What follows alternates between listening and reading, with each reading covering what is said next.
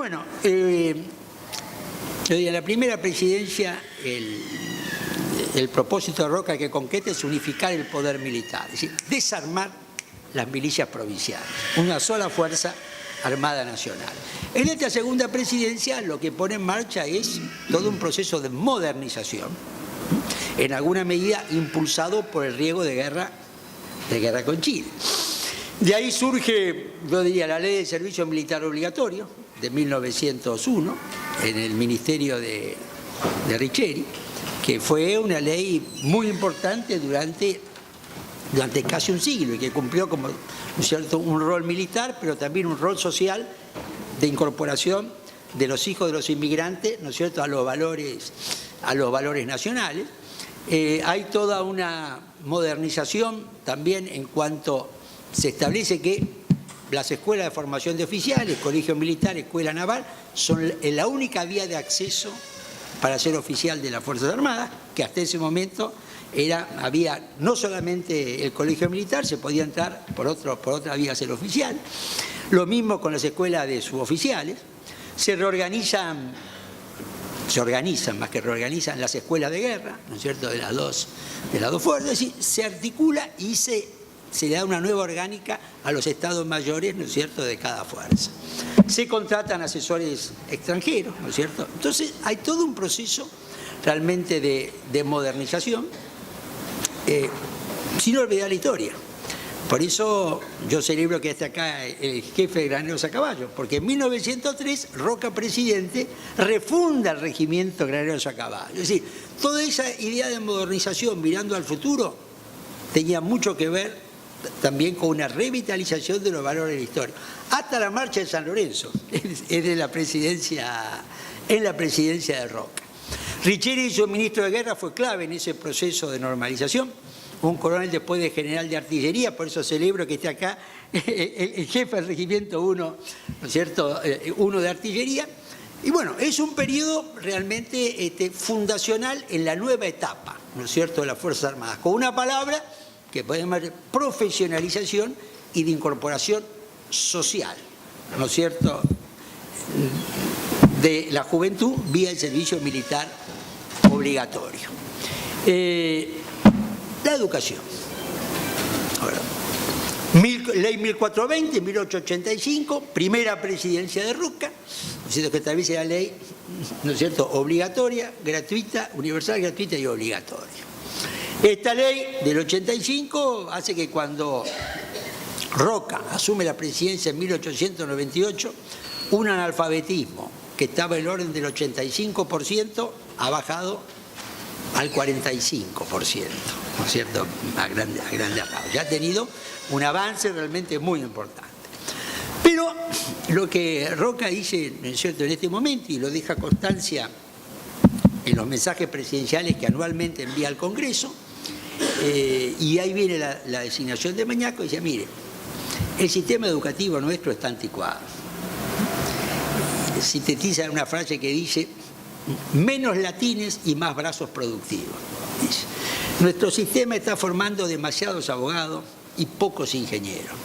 Y la Argentina, para desarrollarse, necesita volcar su esfuerzo y su sistema educativo al ámbito productivo. Es decir, ponía una serie de argumentos, ¿no es cierto?, en ese sentido. Planteaba públicamente su discurso, ¿no es cierto?, los mensajes al Congreso, que el modelo tenía que ser ya no Francia, como 15, 20 años antes, sino Estados Unidos. Porque decía, el sistema educativo que tiene más ensamblado, articulado el trabajo con el mundo educativo es el de Estados Unidos. Por una serie de analogías y coincidencias, este es el modelo al cual nosotros tenemos que ir. Becó varias decenas de estudiantes y profesores para estudiar en Estados Unidos, sobre todo le interesaban las escuelas de industria y agricultura, que era, ¿no es cierto?, la cuestión. Y entonces propone una ley, ¿no es cierto?, que manda al Congreso, que en términos muy, ¿no es cierto?, muy sintéticos, que la redacta Mañasco, la presenta Mañasco, que en dos palabras, la mitad de los colegios nacionales secundarios los transformaban en colegios de agricultura, industria y comercio. Mitad imita. Bueno, el impacto en las provincias fue tremendamente negativo, porque una provincia que le transformaba en un colegio nacional, en colegio de agricultura, industria o comercio, lo consideraba un capiti diminutio, como se dice, es decir, una baja de categoría, ¿no es cierto? Aunque no era así. Pero hay veces que las reformas chocan con esos problemas o prejuicios de índole cultural.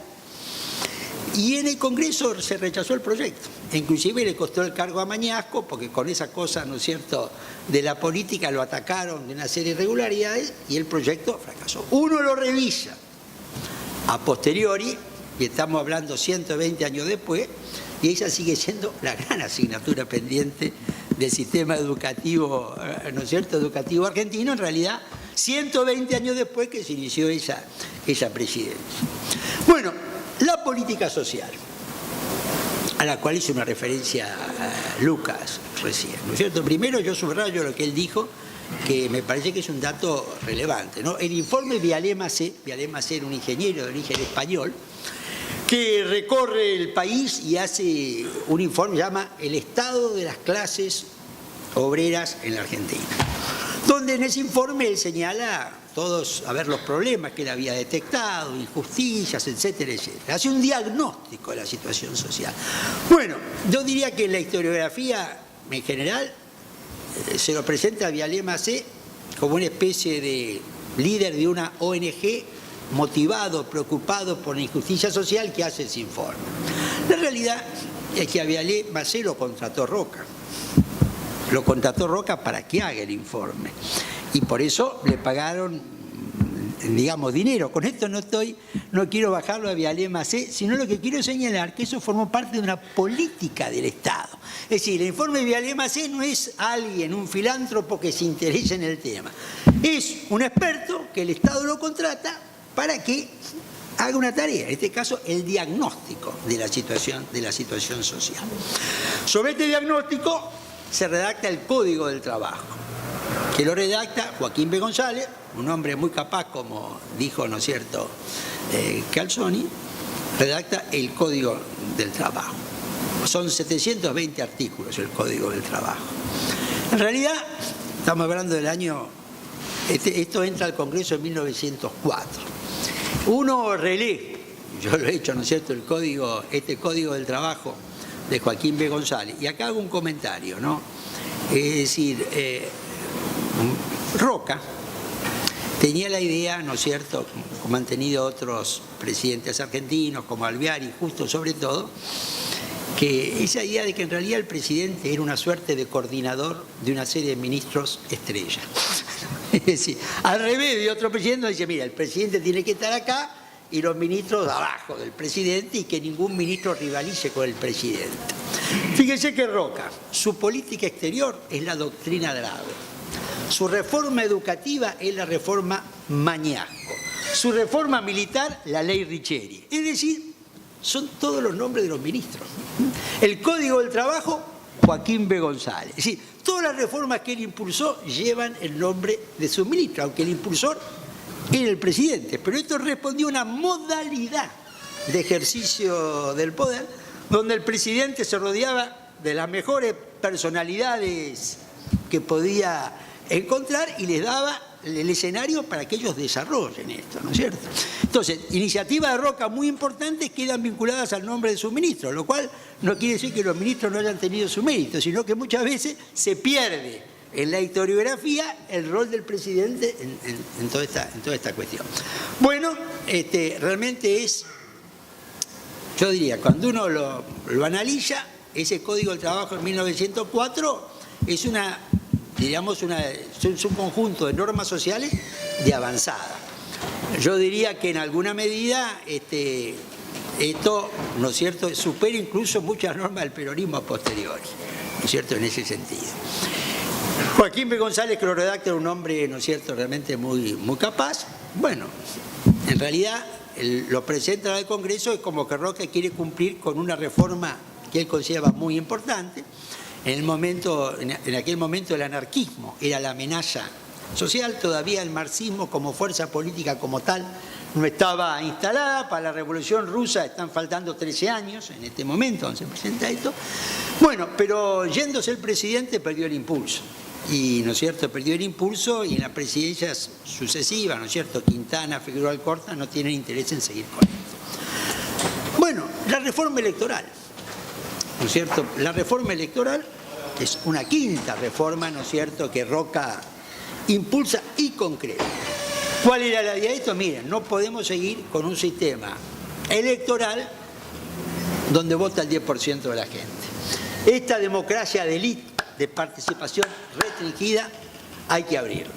Si la Argentina está cambiando socialmente, y esto requiere una adecuación del sistema electoral. Bueno, y ahí, en consecuencia, él en 1912 sanciona una nueva ley electoral. Roca era partidario del sistema anglosajón, de elección, voto libre y elección por circunscripción. La idea de él en esto es que el cambio del sistema electoral tenía que ser un proceso evolutivo, como el que estaban llevando a cabo los británicos y los norteamericanos, que era mejor el sistema de elección por circunscripción, es decir, que cada circunscripción eligiera su legislador, porque esto traía ¿no es cierto?, una relación más directa entre el representante, ¿no es cierto?, y sus representados.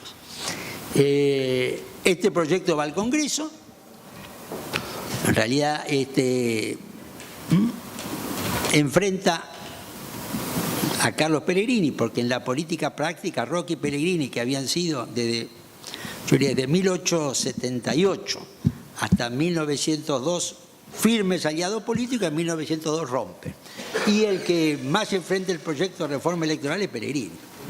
Ese proyecto de reforma electoral tenía un punto muy importante, que era el voto secreto. Era voto secreto, voto voluntario secreto y elección por circunscripción.